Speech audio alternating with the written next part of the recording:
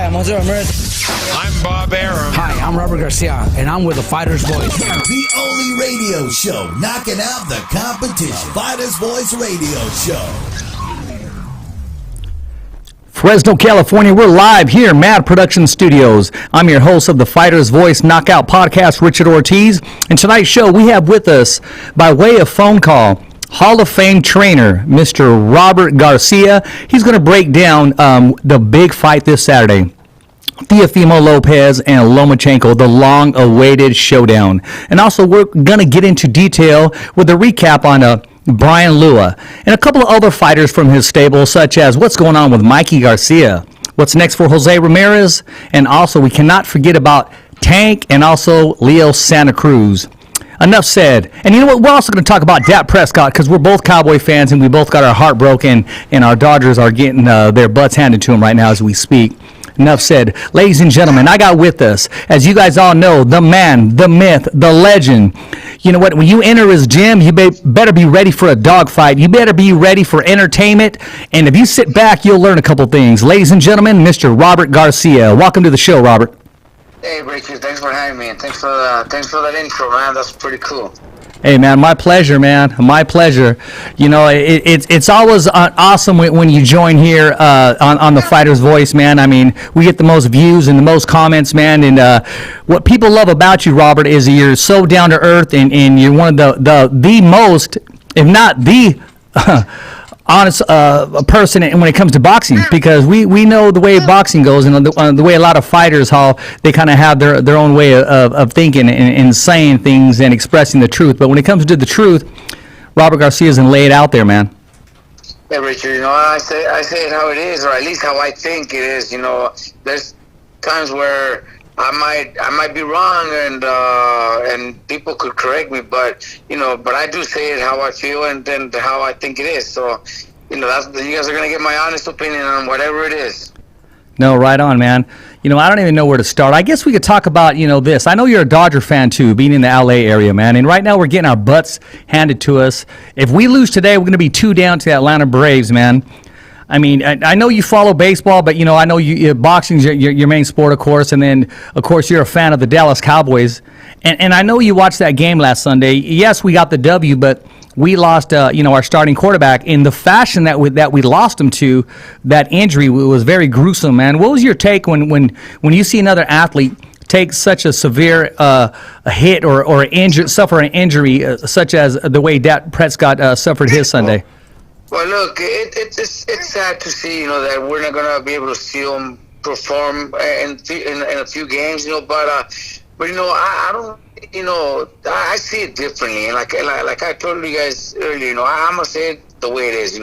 These guys, they have big contracts. They have, they still get paid. It's not like they're gonna take a pay cut because he's injured or because he's not gonna play a few games or maybe the rest of the season. Whatever it is, he still made his money. That's compared to a boxer who, if he gets injured, he's and he has to be out for a year or so, then he's not getting paid. He's not going to make any money. It's a very, very different situation, with all these basketball players, baseball players, and football players. And yes, I am a Cowboys fan, and yes, I do support the Dodgers also, being from LA. But I see all the other sports very, very different too, compared to boxing. When a boxer or let's even say a coach has his fighter injured, and that's his big fight, his big fighter, his big payday, the coach is also in trouble because there's not going to be any big income coming in because the fighters get paid as they fight. And all the other athletes, football players, they got their huge contracts and they already got their money in the bank. And if they lose, that doesn't mean they're going to get paid less. They just continue making the same amount of money. So it sucks that we won't see our main star quarterback perform. But at the same time, for him, he's taking some time off. He's gonna go spend some time with his family and kids, and even though he's injured, he's still gonna be home instead of out in the, out traveling or in those games. Yeah, he has that. I agree with you. He has that guaranteed contract, and it is different when you compare it to boxing. It's funny that you say that today. I was talking to a buddy of mine, Shelly Hollis, today, and we were reminiscing on a comment that Mike Tyson once said. When Mike Tyson had his whole posse around him, he made the statement, he said, if I break my leg, we all stop getting paid. Exactly. That's just the way it is.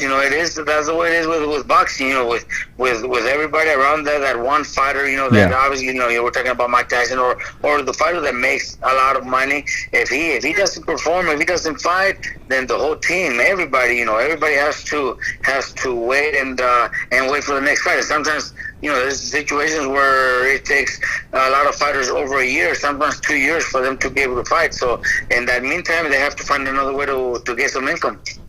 Yeah, that's very true. Unless you're in the likes and the big names, but the big names all started from the bottom. Just like everybody else did, unless unless you're the Mikey Garcias, the Jose Ramirez's, the Manny Pacquiao's, and the Floyd Mayweathers. But they put the sacrifice out there, and they put them in the position where they need to be guaranteed the rest of their career in their contract. As yourself, Robert, as you reinvented yourself, there is life after boxing. Correct.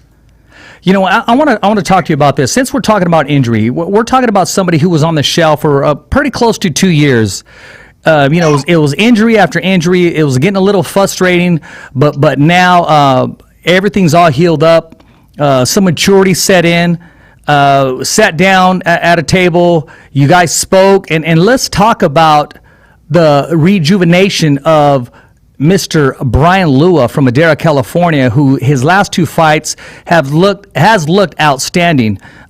His first fight back, he looked awesome with that knockout with that left hook.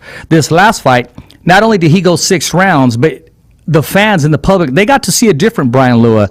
They got to see the boxer puncher, the stick and move, but still kept in that pocket with those body shots.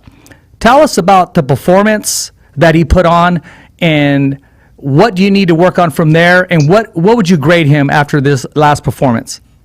See, these last 2 fights have really helped him out a lot, because he even though he's been signed with Top Rank for a couple of years already, they still haven't been able to see the best of Brian Lua, and that's because of a few injuries and maybe a few mistakes that he's done in his own career. Maybe unexperienced decisions or situations where he might have made the wrong choice. Now that he came back after 2 years, he sees the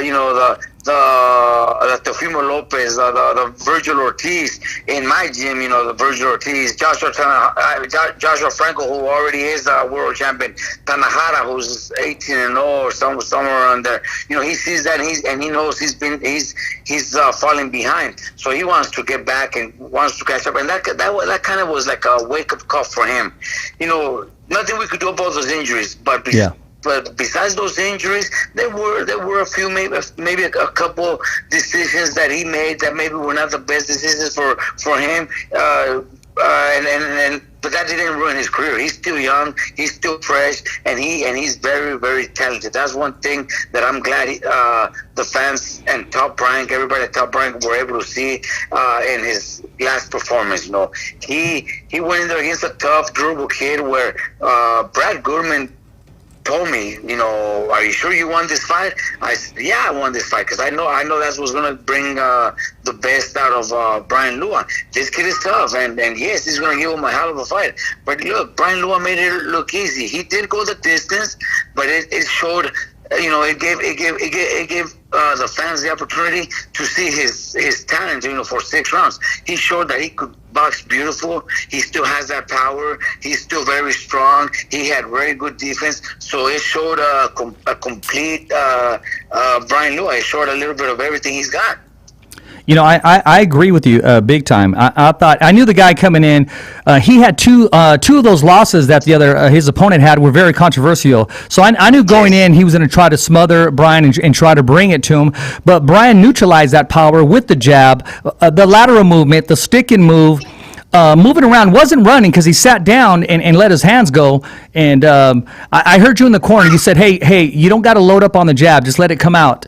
And after you told him that, it just started. I mean, it just coming out naturally. The technique there, and has a very devastating body attack too. No, definitely. His performance was great, and like I was telling you earlier, when Brad called me about the fight, he says, you think Brian is in great shape and good to go all 6 rounds with this guy? And before I even looked him up, I just seen the record. I seen the guy has a few losses and all that. So I said, let's get that fight. And Brad told me, are you sure, Robbie? Because this kid is very tough. I'm like, Khetphet, he's got a few losses already, and he's like, okay, I know you'll fight. He told me, I know you'll fight King Kong if I offered you King Kong. So he asked my son, Pita, can you please look up this kid, because your dad will fight King Kong, and the fight's not easy. So Pita, please confirm that you guys are okay with the fight. So then I looked up some videos, and this kid, I realized, no, Brad's not tough. He's not lying to me. This kid is tough and won't be easy. But at the same time, we also said, look, I told Brad, look, this is the fight the Brian needs. Somebody that's going to test him, somebody that's going to be in front of him, and that's going to take all his punches. More likely, he will go the distance, and that's going to show the skills that Brian has. It's going to show boxing, Top Rank, the world that's going to be watching that what kind of fighter he is. And I think that was a perfect opponent, and that's why we took him. We knew it was going to be tough. We didn't expect an easy first round knockout. We knew more likely he would go the distance, and I thought that it was going to be a little bit tougher. I think Brian made it look easy. He won every round and looked really good doing it. I agree with you, man, and I think the best is yet to come, as you know, with Brian Lua. I'm looking forward to seeing him once again inside the gym. I was very impressed, and that's the first time everybody got to see Brian box. And I know that was the game plan because of this guy, because of the pressure. I also looked up his opponent beforehand. Boxed beautifully, and he told me that once a time ago. He said, Richard, I can do all these fancy moves and everything too. He said, but there's no need to. He said it all depends on who the opponent is. And this time he did, and did it perfectly.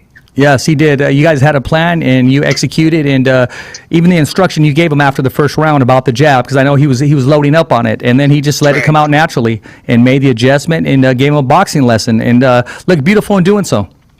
Correct. So, what's next for Brian? I mean, that's the question coming in, and mainly it's the majority of the people from Madera, California. They don't understand that boxer needs to rest, and there's also a schedule. They just want to see their hometown hero, so to speak, back in the ring. Well, look, I know that once a fighter looks good and they perform well and there's no injuries or anything, Top Rank brings them back right away. They brought him back 3 weeks after his first performance since his 2-year layoff, and they brought him back quick. I know Top Rank doesn't have that many shows anymore in November or December. As of right now, they might have 1 or 2 each month, which is not enough for the maybe 60 to 100 fighters that they have under contract. So I'm not going to push them to bring them back, but I do hope that they bring them back at least one more time before the end of the year. Yeah, that'd be good. And a lot of times it's always good to let it happen naturally. Correct. And talking about let it happen naturally, man, what was your take on the big title fight last week? I know our guy came up short, Ruben Villa came up short, Drac came up short, man, but I thought after the knockdown, especially after the second knockdown, that was a big knockdown, Robert. I thought he showed a lot of heart, and he made the adjustment boxing. To go the distance, because it looked going into the fight, the first 3 rounds, it was kind of shaky. I mean, his the champion was very big and it was starting to impose his will, but Ruben had that tenacity and showed a lot of heart and wits and guts. What was your take overall on the fight, and also what did you think of the matchup going into that fight? Look, I think for Villa, I think it was more a learning experience than anything else. He went in there for the first time for a world title against a world champion. He was credible world champion. but he was champion at 122. So he didn't lose his title. He vacated the title to move up in weight. So he was going in there against the world champion, a very strong fighter. So after those two knockdowns, you know, I seen the fight on TV, and the commentators were talking about, you know, this fight's not gonna go out 12. You know, it's going to end by knockout in the next few rounds. They mentioned that they talked about, you know, Villa getting knocked out, because Navarrete is a very strong fighter and very, very dangerous guy. But Villa was able to even after those knockdowns, which were, you know, good knockdowns, it wasn't like they was flash or anything. He was hurt, but he was still able to manage and control and actually win most of the late rounds. So for that, I give Villa, his team in the corner, Max, Garcia, a lot of credit, because they were able to come back even after two knockdowns and win some of the last few rounds. And that says a lot about a fighter. You know, when you get dropped early in the fight twice, the way he did, and still come back to be able to win some of those last rounds. And the fight wasn't it's not like it was it was very close. If it would have been for those two knockdowns, the fight could have easily been a draw. Yeah, I agree with you. That was the difference. That, and I believe the last round, according to the scorecards. Yeah, and the thing is that the first, the round where I think first round is when he got dropped the first time. Yeah, right? yeah, the uppercut. Okay, so first round he was totally dominating the round. So that was a 10-8 for Navarrete. Yeah. If he didn't get dropped, Villa won the round 10-9. So that's a 3-point. If you turn it around, it's 3-point difference. Because, I agree. He lost the round, so that's 2 points less. But if he would have won, he would have been one point ahead. You know what I mean? So it was just that knockdown. You know, obviously, Navarrete did his job, and we got to give credit to the champion, and that's why they scored like that. You know, 10-8. If you knock your opponent down, so Navarrete totally won that fight and earns his victory and became a 2-division champion. Not taking that away from him, but you know, just those short, sometimes knockouts that happen turn a fight around, and that was the case here. I think Villa should learn to take this as a learning experience, and I think he's only going to make himself much better for his future fights. I agree with you. I love the transition he made in the middle of the fight, and way to close the show, which means he's a pupil of the sport. He listens and he trusts his corner, and they made the adjustment. His corner. They kept him in the fight. They refused to have him being knocked out or dominated. They kept him in the fight round by round. No, they kept him in the fight. They kept they kept their cool also, because a lot of times, fighting for the title, first time ever in a title fight, they could have been, the fighter could have been nervous. The fighter could have been scared. The corner sometimes has to do their job, and I think Max and his corner, they did a great job, controlling the fight even after two knockdowns early in the fight, and still managed to control their fighter and win some rounds, win a lot of those rounds, most of those rounds at the end. I think it was a great job they did, and for that, I think they will come back and win a title in the future. I agree. Now I want to ask this question here, because Navarrete, his style is awkward. He really doesn't have a style. He'll lean in. He gets away with a lot of he breaks all the rules of boxing basically, but that it works for him. That's his muscle memory. Those are his mechanics. What's the strategy if you had a fighter and you were going to face him, what would be the strategy going into that fight? What would you do to neutralize his height and his reach? Look, fighting somebody like Navarrete, it's really difficult to even find sparring partners that could actually fight the way he does. So right away, it's going to be a difficult fight to win, because his style is so awkward. Plus, he's always in great shape, and he's very strong. He hits hard. So the main thing for somebody, whoever it is, as talented as you are, you have to be in great shape. If you tire out in after 6-7 rounds, then you could have won the first 8 rounds.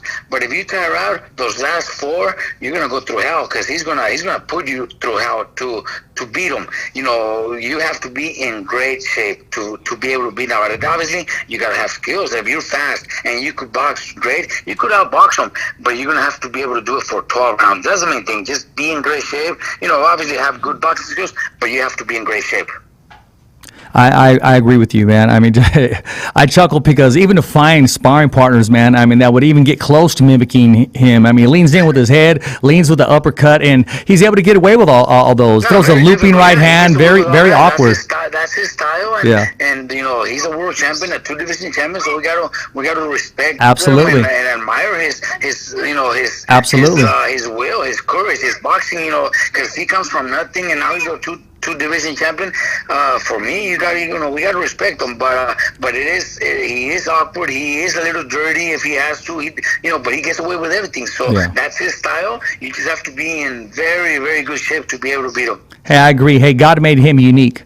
So exactly. I will say this, man. I mean, we all know what's coming next. The WBO, they decided their next opponent was going to step aside. So it's just a matter of sitting at the desk, sitting at the table, and negotiating this fight. And we're talking about the long-awaited unification bout that is now being able to come to pass, and that's Jose Ramirez and Josh Taylor. Is it concrete that it's going to be here in the States? I mean, I'm hearing it's going to be in Las Vegas. Is there any slight chance that did you hear anything that it may be in the UK at all? Yeah, look, that I really don't know. I know, talking to Jose, is he actually would love to go to the UK and fight him over there. He that's what Jose is about. You know, those challenges. He did it when he went to Hooker's hometown under his own promotion, and he went and beat him and knocked him out. So that kind of motivates Jose even more. So I wouldn't mind going to the UK and represent the whole country, the United States, Mexico, with one fighter. You know, we've done it before, and I wouldn't mind going to the UK, but that's up to the promotion. Top Rank, and they'll figure it out. I haven't heard anything, but I would like it to be in the UK. I wouldn't mind. No, that'd be good, and I spoke to Jose too, and he loves to say his fans here, but he also he wants to go global, become that household name, and going down to the UK, daring himself to be great, as if to say, and accepting the challenge, and just wanting more. He doesn't want any advantage. His advantage is his 2 fists. I mean, he's that type of fighter. He has that type of pedigree.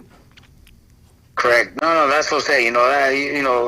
We that know him in the gym and everything, Jose is all about, giving his best every day in the gym, in the fights. Obviously, he always goes all out, and he wants everybody to be happy. If one day in the gym he's not happy with his performance, you could see it. He's upset at himself. Even during fights, there's been some fights where he knows he made a few mistakes, and he learns from it. He's one of those fighters that takes it very serious when something doesn't go right or he does something wrong. He's very, very serious about that, and that makes him a better fighter. Yeah, no, I agree. I mean, he's a very proud man, a very humble man, and he's very hard on himself because he expects nothing but the best, because he knows that he's capable of giving so much more. Yep. Now, talking about giving so much more, I mean, he can easily lace up the gloves and call it a career and first ballot Hall of Famer. But, I mean, the man is not walking away from challenges. He has a lot more boxing in him. The skill set is still there. And I'm talking about, I mean, your brother, Mikey Garcia. People want to see him perform. They want to see him once again in the ring. I know his last fight, Jesse Vargas, I mean, the first 6 rounds was very competitive until Mikey pulled away. He fought a bigger, stronger man. Rumor has it that he's getting ready for, the rumor is him and Manny Pacquiao. What do you know about it? What have you heard, and what can we expect, Robert? as of right now, obviously through this pandemic and all that, everything really slowed down. Especially with the big fights, and Manny Pacquiao versus Mikey would be big. Where they need a gate. People in attendance to be able to generate what the fight needs to generate. So that's on hold. But from talking to Mikey last weekend in his house. Mikey, myself, and my father. Let's go that double screen. We told Mikey, look, Mikey, if it's not Pacquiao, there's so many fights out there. We mentioned a few names, but he says, look, what does that fighter do for my career? I want to be remembered as one of the best, so I want to fight the best. And if it's not Pacquiao, then I'm going after bigger names. My dad tells him, look, son, there's so many other fighters making good paydays. My dad says, there's fighters making a few millions of dollars per fight. And they're doing it. They don't care who they fight or not. They're still making their money. But Mikey says, no, I don't have. That's not the way I am. I want to fights that mean something for my career and that the fans are going to love. I don't want. Mikey says, I've criticized some of those fighters, that take those easy fights or find a way to make their opponents weak and cut, make sure they lose 3 or 4 extra pounds. Mikey says, I'm not going to do stuff like that. I don't want to be remembered as the fighter who they picked an opponent so he could become world champion. Mikey says, no, I want to beat the champions, and Manny's the champion, and Manny's the one I want to fight. So he is waiting for that Manny fight, but with, like I told you, with this pandemic, we have to wait until maybe they start allowing fans, which they are already in Texas. So hopefully we hear something pretty soon. Yeah, that'd be good. Cowboy Stadium, Cowboy Stadium, they're Errol Spence versus Danny Garcia is already going to be at the Cowboy Stadium with fans in attendance. I'm not sure how many fans they're going to allow, but from just rumors, I guess, we've heard that they're going to allow like a 20 to 25% of the capacity of the building, but the Cowboy Stadium could hold up to 100,000 people. So that's pretty good. That means 25,000 people is already big.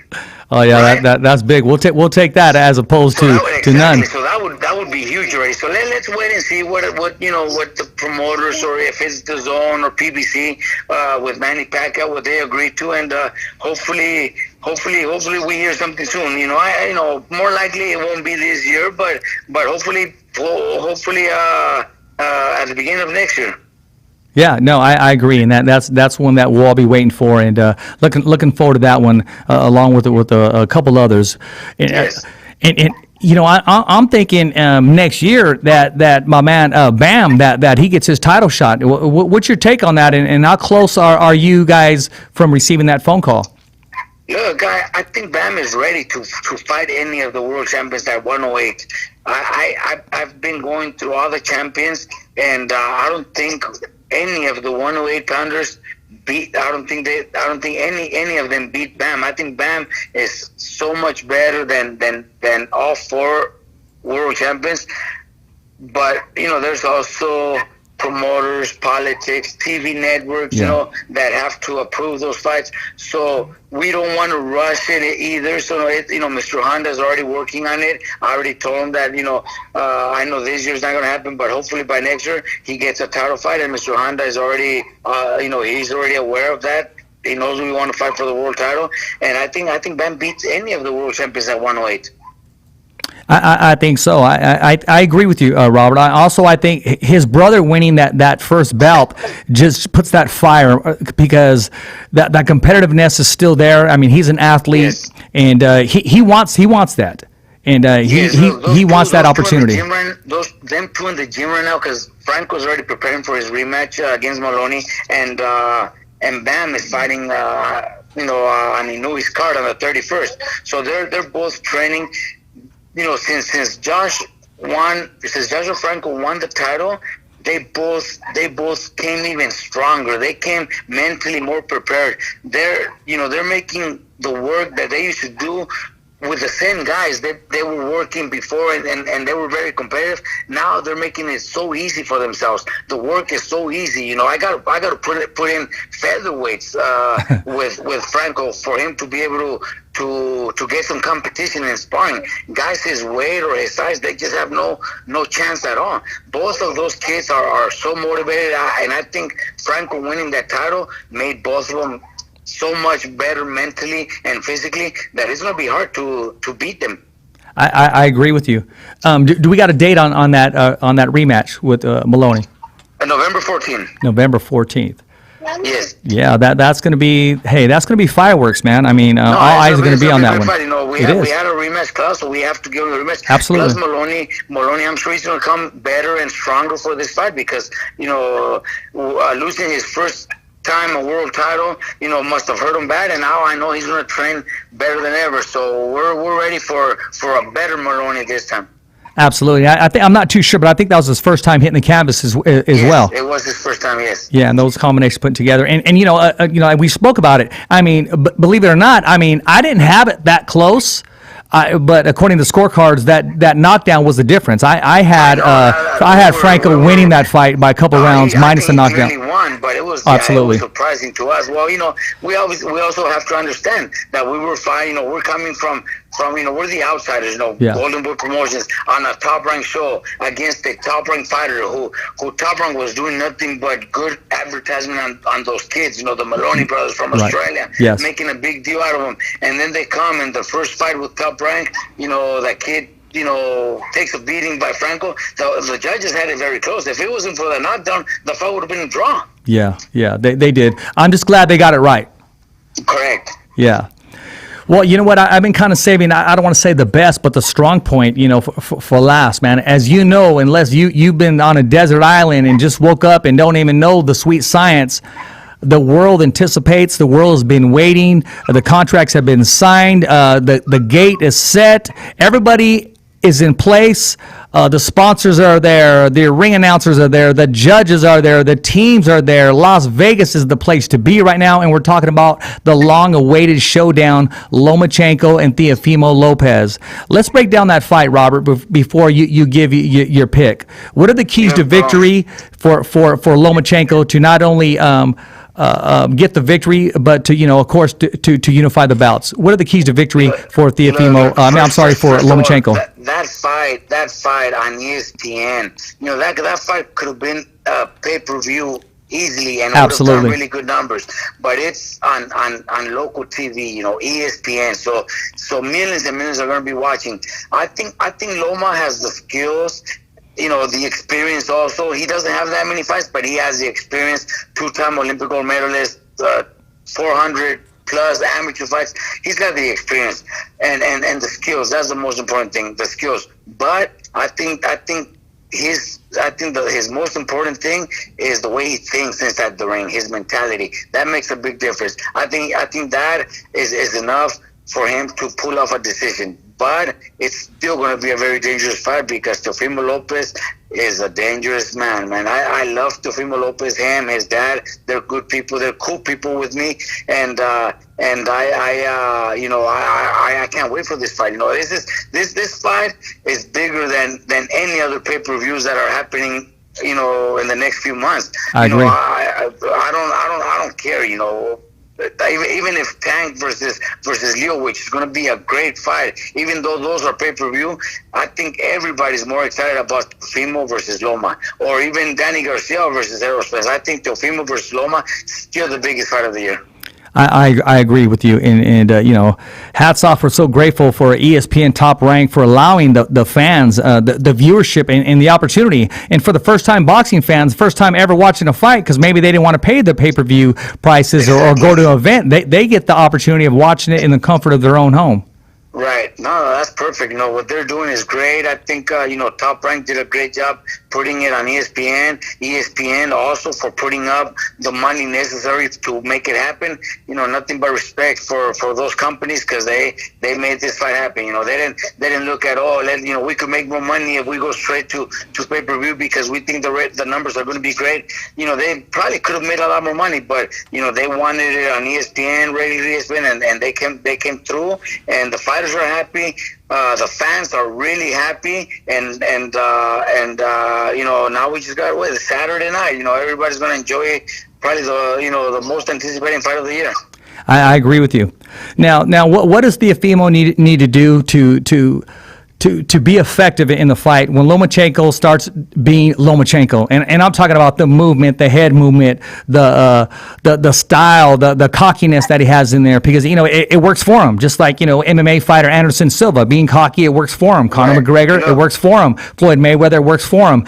How is Team Lopez going to be able to neutralize that movement? Look, Teofimo has already showed through his interviews and everything going on. The time where Teofimo became champion and Loma walked into the ring. He already showed that he's got no respect for Loma. He has no respect. He doesn't like him. He's not afraid of him. That's the main thing. Don't respect him. If we go back to most of Loma's last few fights, every single one of his opponents goes in there and tries, but then they give up. They don't continue to try. They don't have that mentality, that heart to say, you know what, I know I could still do it. But that's one thing Teofimo does have. Teofimo does have that heart to go all out, and I think he also has the power to do it. Look, we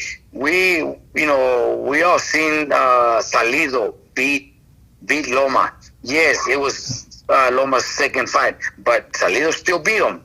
It was dirty, made it ugly, made it awkward. I think Teofimo could do the same thing. I think Teofimo's much stronger than Salido. I agree with you. So I think it's gonna be a very, very interesting fight. I think physically Teofimo's gonna be the stronger man, the bigger and stronger. But the skills, the very important thing that I mentioned earlier, the mentality that Loma has could make a difference. But it's still going to be a hell of a fight, and I think Teofimo could make it into one of those fights where he could dominate. He could actually dominate. I agree. It's a big platform for him, and you're talking about somebody who's been obsessed with this man from day one. I mean, the bouts mean a lot to him, of course, but he had his radar on him since day one. And his dad prophesied that hey, this is our journey, and this is what we're going to go through to be successful, to get those bouts. And also, I think about that, but then, Robert, I also think about Lomachenko, who gave up some money and said, hey, make this fight happen. Here's some money. Give him what he wants, because I want this fight. Meaning he knows something we don't know. So both men are ready to get it on.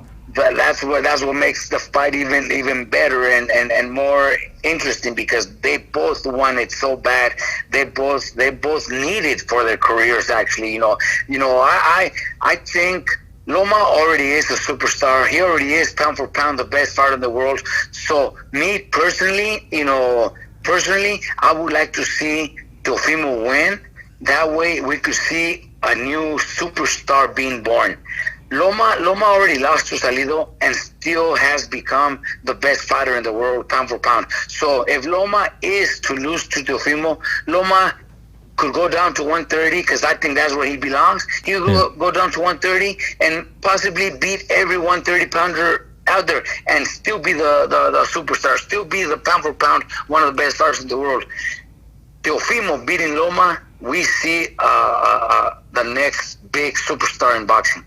I agree with you. That's why I'm kind of going to be cheering for Teofimo for those reasons, because I do want to see him become the next big superstar. Why is that?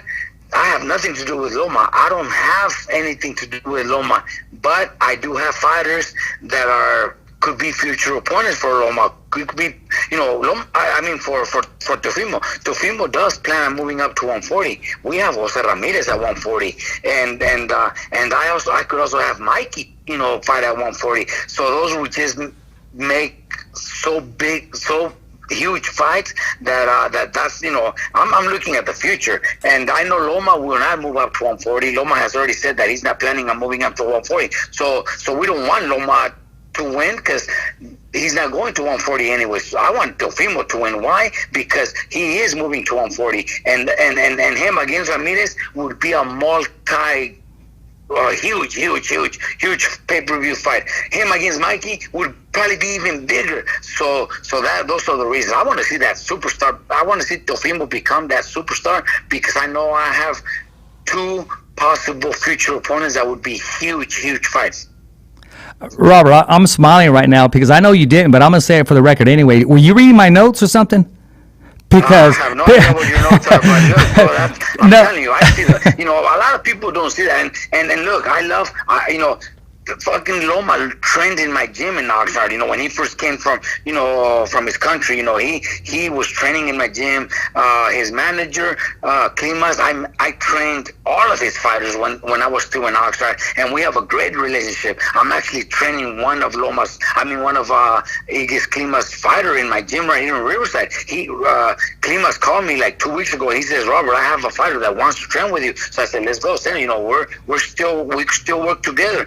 But I'm thinking business-wise. I'm thinking huge fights for Jose Ramirez, for Mikey. That's what I'm thinking. I'm not thinking, I have somebody at 130. I don't have anybody at 130 that's gonna generate a big fight for Loma. I don't. I have bigger fights with Jose Ramirez and Mikey, and I know Teofimo will move up in weight, not Loma. I agree with you. Him winning the fight is good for boxing. Hell yeah, it is good for boxing because Loma's going to come back down to 130, and he's still going to be a champion, and he's still going to be pound for pound one of the best. But I think Teofimo winning is huge for boxing.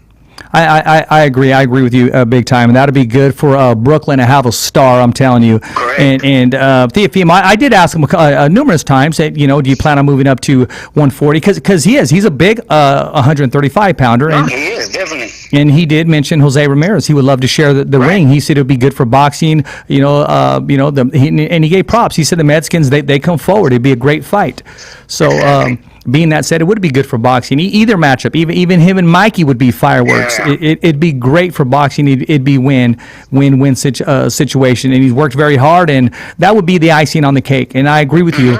Lomachenko come down to 130. I'd like to see Lomachenko and Leo Santa Cruz. I'd like to see them get in there. I mean, that'd be a great matchup. There's a lot of great fights absolutely. for Lomachenko at 130, honestly. Look, Top Rank also has, like 2 or 3 champions at that division. I think Top Rank has most of the champions at 130. Yeah. So he could become an undisputed champion at junior lightweight too.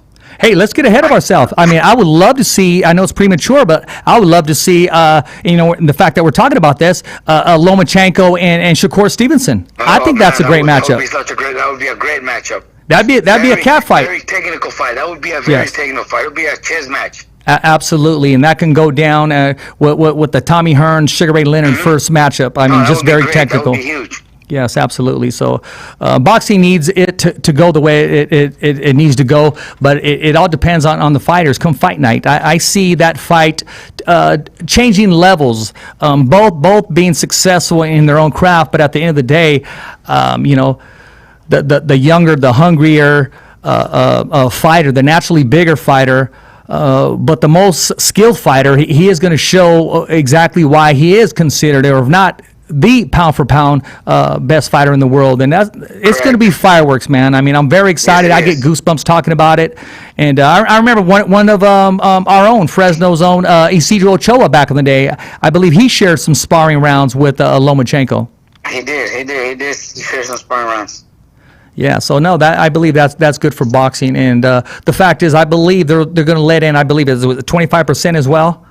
Of the fans, too. Yeah, but right there at the bubble, right there in Vegas, it's a very small room. So I think they say somewhere around 250 people. So that it's going to be mostly maybe the managers, the family, and some. I think Bob Bear mentioned maybe some of those like nurses and firemen, people that have been helping out throughout this pandemic. Yeah.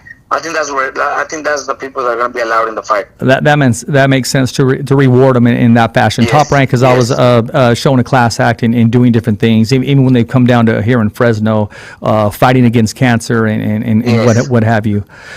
Well, let's talk. We mentioned Tank and we mentioned Leo Santa Cruz, and they made a great business decision, moving their fight to the end of the month so they don't go heads up with UFC. The Khabib fight was going to take place, and why go scale for scale when you're going to pay per view? It was a great decision. Now they're going to have live fans there. They sold tickets. Let's talk about that matchup. Look, I think it's a great matchup. People. If I'm not mistaken. I think the odds are favoring Tank, and rightfully so. He is the bigger man. He is very, very talented. But I also see a couple of negative things against Tank. One is he blows up in weight. He's very heavy, so that could affect him. Losing all the weight, especially at 130, I think that could take a lot out of him. He's training with plastic suits every day. I think that takes a lot out of a fighter. The fighter could get away with it early in his career, but you can't do that for your whole career. Wearing the plastics and losing 30 plus pounds every time you fight. That's very dangerous. So I think that could really affect them. I know Leo Santa Cruz doesn't have that problem. I know Leo Santa Cruz is going to be ready for 12 hard, tough rounds. And I think that if the fight goes past 8 rounds, I think Leo could pull it off. I think Leo could pull it off because I know he's going to be in great shape. He always is, and this is the biggest fight of his career, so he's going to be even in better shape. Tank, we all seen, there's times where he doesn't prepare himself as well. He has, he's always had a weight problem where he always looks very heavy. So that could affect him. That could really affect him. I'm cheering for Leo. I agree with you. The second half of the fight, if it makes it into the second half of the fight, that's the question, because I see Tank trying to impose his will right off the gate. If I see Leo Santa Cruz able to take Tank into the second half of the fight, I believe he's going to take him into some deep waters. And Tank's never been into a dogfight. Leo Santa Cruz. He never has. Leo Santa Cruz, he's a throwback from the Barrera, the Eric Morales days. Yep. I mean, he doesn't. I mean, that's all that he knows is dogfights, and that brings out the best in him. So my whole concern is the early rounds, and I agree with you. Yes. I want to see, actually, I want to see if Tank makes weight. That's the whole thing, and being serious, I hope he does it the right way, the healthy way, because we don't need anybody. Back in the day, Sugar Ray Leonard would call it the money weight, where you would starve yourself just to make weight, and for the big fights. I hope we're not going into this come at the end of the month. Yeah, hopefully he doesn't have trouble. Hopefully we do see a healthy Tank, and we get to enjoy a great fight, because that's what we're all looking forward to. I want to see a great fight, and I want to see Leo become that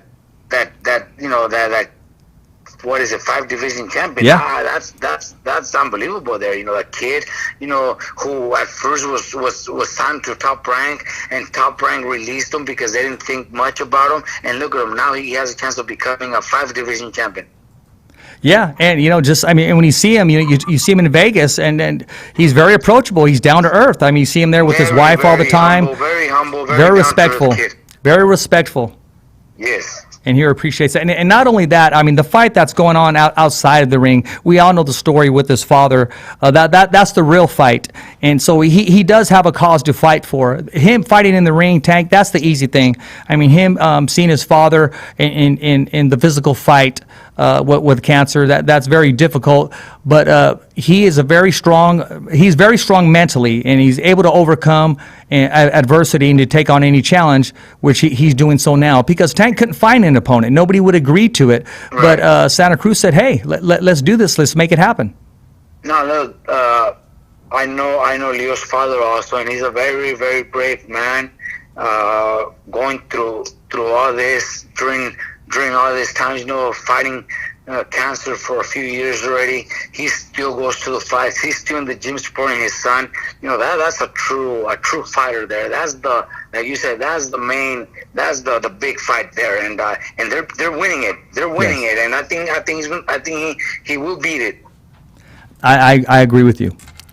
Robert, here's a few questions, and this one's coming from Shelly Hollis. He's asking, have you ever trained a heavyweight? Do you have any heavyweights on the horizon? Has anybody ever contacted you? Look, I trained Manny Quesada from Bakersfield when I was in Oslo. We're talking maybe 10 years ago. Manny Quesada from Bakersfield. A lot of people might not know him, but yeah, he was a heavyweight. He's retired now, but I have. I did not, have a problem training any heavyweights, but I guess it's just been a situation where any heavyweight fighters see my stable and they see that I have a lot of flyweights, 118s, 115s, 108s, 140s, 147 with Virgil Ortiz. That's one of my biggest guys. So they don't see, they might not see that, that I've worked with heavier guys, and I haven't. But it's not because I don't want to, it's because I just haven't had that call. Yeah, I see. So I wouldn't mind a challenge, to see what I can do with a solid heavyweight. Yeah, I'm looking forward to that too. I mean, I like to see that connection there, and add a heavyweight champion to your stable. That'd be awesome, Right. and I can see that happening in the future. Maybe that's something on your bucket list there, man, that you need to accomplish. That would be really cool. Exactly. A while back, I didn't get a chance to talk to you or comment on it, but I remember a while back, I believe you had, what's her name? Raquel Miller. She was in there giving some rounds with Chris Cyborg. You had some sparring in there. You know what? There with that, I honestly, I'm gonna be straight out with you. Cyborg, I know who she is because Virgil Ortiz, is the one helping her out and training her in my gym. Virgil Senior. I am not very familiar with them, so yeah. I don't even know who the first one you mentioned is. Yeah, Raquel Miller. She's a female. A female boxer. They were in your gym, and I just wanted to ask you, what was your take, and what did that sparring look like? Bro. I don't even know who she is. Yeah, well, I remember they shared a lot of their sparring, and a lot of people they'll keep that to themselves or they'll keep it for their team. But I remember they shared it with the public, and I thought it was pretty cool. And I recognized, hey, that's Robert's gym. I go, I'm going to make sure I ask him about that and how that went down. I have no idea. I don't even know who she is. Hey, man, you never know who's going to walk in Robert Garcia's Boxing Academy, man. Like every time I went there, Showtime was just leaving or they were just arriving, and the who's who was there. And, I'm going to be honest with you, Robert. There was a fighter there from my area, and I'm going to go ahead and clarify this. From my area, he got kind of upset because I didn't say hello to him. Well, Robert, we were setting up the podcast. Donald Trump could have been in there, and I didn't recognize him. I was focused in the craft that I do, and he happened to have some headgear on. So, if I would have recognized him, I at least would have gave him a head nod or, hey, how's it going? Or, Who was that? It was one of our fighters here that locally. Yeah, I mean, he's not from your stable, but he was there. He happened to be working out, and him and his father. I didn't even know that. Yeah, him and his father were there, and I would have absolutely went up to him and said, hey, hello, how you doing? Look, and you knew he's not my fighter, so you had no idea you were going to expect somebody like that. So yeah, you did nothing wrong. Yeah. Well, I mean, some people are very sensitive, and I can understand that, man. But at the same time, that's not who I am. From top to bottom, man, I say hello to everybody, and I treat everybody like champions. And so do you, Robert. I mean, you open your doors to us, man. I mean, you give us opportunity, and you're one of our biggest supporters. And you coming on the show, everybody looks forward to it, man. I mean, that's pretty cool. Like everybody that I talk to, hey, when are you gonna have Robert back on? I said, well, I just did. Hey, man, I got to tune in. Hey, make sure you ask him this, or hey, bro, you didn't ask him my question last time, or so I try to get to all of them. But when the conversation's going, you got to go with the flow and let the conversation go, man, because you never know what Robert Garcia is going to say. He tells the truth and nothing but. That is right. So I'm going to ask you this, man. What do you do on your own time, man? I mean, when do you get to be Robert Garcia and just kick back and listen to some some music and just chill by your pool or you're barbecuing. I know a lot of the time, man, most of the time that you're shooting a video or something, you have a little bear in your arms or your hands, or you're playing with him, and he's ready to go. I noticed he was eating some salsa. You were training him up right, man. You're giving him some chili. That kid is the real deal, man. They live here with us right now, and I hardly ever seen him cry. That kid never cries. He's always happy. He eats everything. Yesterday we were giving him some, and it was some spicy salsa, and he was, with his chips and dipping it and eating like nothing. Kid is a very very very tough kid. We're turning him into a very tough kid. He already, he says what's up to everybody. He's like, what's up? He already knows all that. People love watching a little boy saying bye to everybody and saying what's up with his head. That's one thing. Everybody, everywhere we go, he's already used to. Every time he sees somebody, the first thing he's gonna say is what's up, and they laugh at him, and they see a little 1-year-old doing stuff like that, they get a kick out of it. But I enjoy. That's all I like to do. Enjoy my family. I every weekend that I don't have fights, it's not that often, but every time I do have a weekend off, I'll do a barbecue, carne asada, whatever it is in my backyard, and enjoy my family. That's the main thing. Take our boat out to the lake, enjoy a day at the lake. We do that a lot too. So yeah, I used to, do other stuff, but now, I'm 45 already, so I just, I already see things a lot different. I want to enjoy my family, I want to enjoy all my kids, my grandson now, he's 1 and 3 months, I believe. That's what I want to do every day, every time I have, that I don't have fights, it's at home with my family. Well, that's the way it should be, man, and you continue to do that, man. And you always make time to find time, if that makes any sense. And you do. You do a good job, and you still give back to the fans and the followers, man. Because no matter what you do, you'll just pull up the phone. You can pull the phone up right now and start shooting, and then boom, it just blows up. It's like piranhas, man. They attack it. All these viewers and they love when you say their name, and they love when you acknowledge them, and you do it with pride, man. And you tell them, hey, sorry I didn't get back to you this time, but hey, how you doing? And you give salute to everybody, man. And that's the way it should be. It's not always the case with other people for whatever reason, but you always make it a point to acknowledge your fans and your followers and your supporters. That's just the way we were raised. My dad, my mom raised us to be very respectful, not to disrespect anybody, and we were raised like that. And in this sport, I've also learned from experiences. I've been around world champions, that are very, very loved by a country, and everybody in that country loves him. And I've seen some experiences of that former world champion, retired fighter, acting like a dick with fans, and that kind of breaks my heart, being an idol, being a hero to so many fighters in your country, and I see you treating fans, pretty bad. That breaks my heart, and you don't do stuff like that, honestly. That's, you became that big name, the big star, because of the fans paying to watch your fight, and I know there's times where you're frustrated, where you're tired, but you still cannot act like that with your fans. You have to treat everybody with respect and show them love. And I've seen it with not only one, with many fighters that could really be, excuse my language, but they could really be dicks. Yeah, no, I agree with you.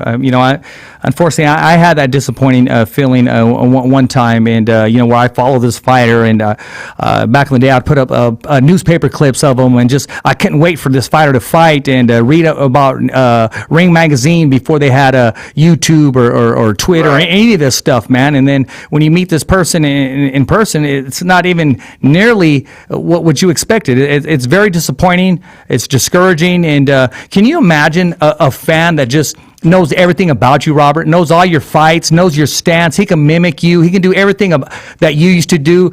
And then somebody just treat him bad. I mean, what a disappointment, man. I mean, bro, that's it's heartbreaking. There, something that there's never, I've never seen it, with fighters around me, with Mike, my brother Mikey, or my own fighters. Jose Ramirez treats everybody the same. All my fighters in my gym, they see it. They see Mikey Garcia. They see Jose Ramirez. They see all the big names. They see Abner Mares. So they learn stuff from good. They get good examples from those fighters that are humble, that are not. They're not being dicks with fans or anything.